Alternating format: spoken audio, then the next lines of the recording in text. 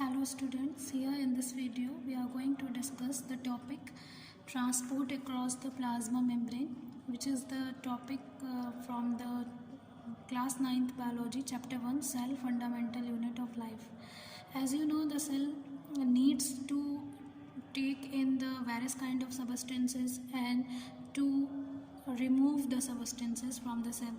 So as the cell has outermost covering or barrier, which is known as cell membrane. So if any substance wants to get inside the cell or want to leave the cell, it needs to cross the cell membrane. Okay, it needs to cross the cell membrane, and that's why it is necessary to understand how the cell membrane permits the transport the substance across itself. Okay, so there are various ways by which the substance enters or exits the cell. Mainly, transport across the plasma membrane or cell membrane is of three types. The first one is active transport.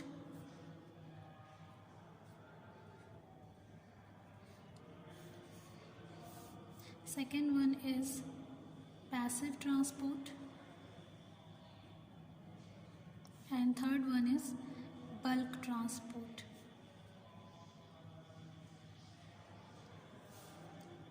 In case of active transport, substance needs energy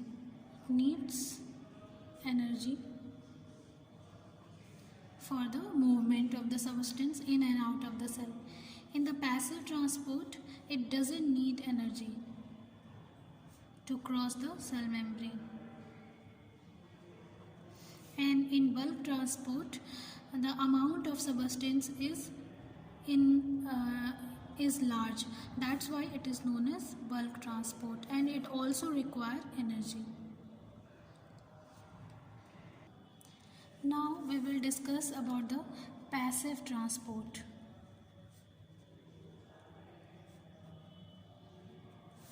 Passive transport occurs on the basis of concentration gradient.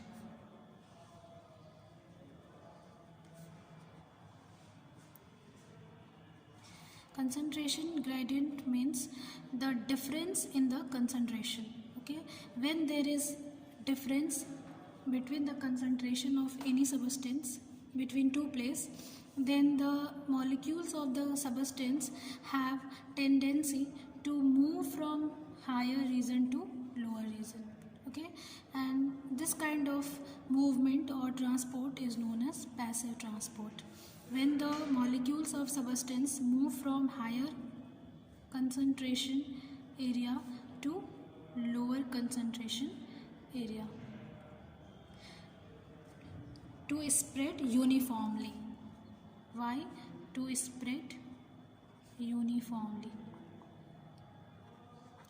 Okay, for spreading uniformly, the substance start to move from higher concentration region to lower concentration region, and that kind of transport or movement is known as passive transport. Okay, now in the case of cell, what happens when there is any substance, suppose it is maximum outside, it is higher outside, and the concentration of that substance is lower inside.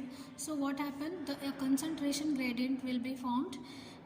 For example, you can take the example of oxygen. Okay, as you know, each cell requires oxygen for the respiration to make energy or to produce energy.